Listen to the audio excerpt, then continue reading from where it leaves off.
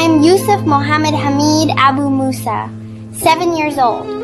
My father is a Palestinian physician working in the radiology department at the nearby Nasser Hospital, and my mother is Egyptian Palestinian. My grandmother is from Sharqiya, Egypt, so my father was able to get Egyptian citizenship through her, and my siblings and I also obtained Egyptian citizenship.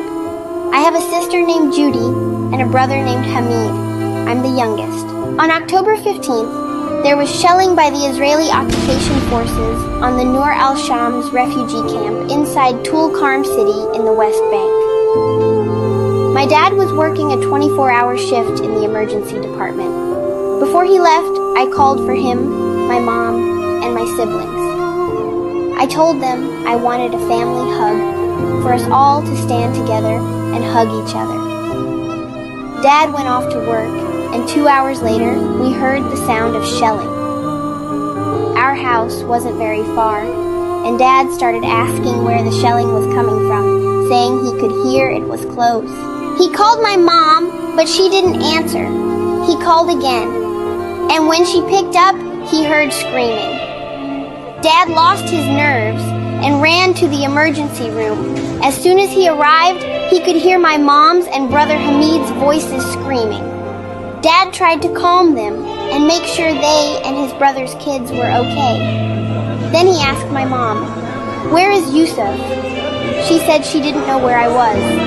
Dad kept asking everyone around where I was, but everyone he asked would turn their face away, avoiding answering. Then he went into the resuscitation room and saw a doctor who knew him and me. As soon as the doctor saw my dad, he didn't know what to say.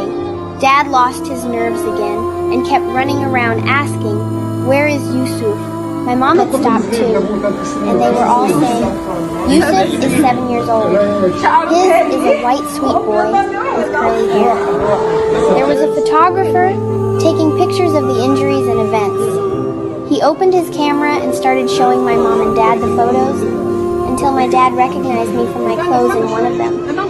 When he asked the photographer where that child was, the photographer just shook his head without answering. Then someone there said, "I was carrying him and took him to the fridge," meaning the mortuary. My dad said, "I'll go see him. Maybe it's not him." But he couldn't walk. He was so scared.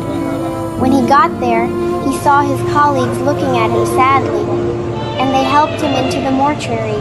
When my dad went in, he confirmed it was me, Yusuf, his son, whom he loved so much.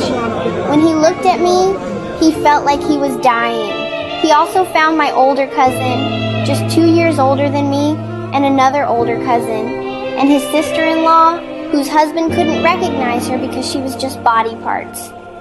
As for my injured cousins, one had a compound fracture in his thigh, arm, shrapnel in his abdomen, and burns. His sister had a pelvic fracture and a deep wound to the bone in her back. When my dad saw all this, he couldn't speak except to say, "Praise God, and God is sufficient for us. Most excellent is the protector." My dad couldn't tell my mom that I had been martyred because when he told my brother Hamid about me, he had a nervous breakdown, screaming, "I want Yusuf." One of the women there was the one who told my mom. My mom insisted on seeing me, even though my dad was very worried about her seeing my lifeless body, who didn't have to say Mom, but she wanted to see me and kiss me before they buried me. My dad said he lost everything, his family, home, and life, but the biggest loss was me, Yusuf, the baby of the family. He said whenever he would leave for work, I would come hug and kiss him and be the first one to run to him when he got home. While my parents were looking for me, a photographer was filming everything.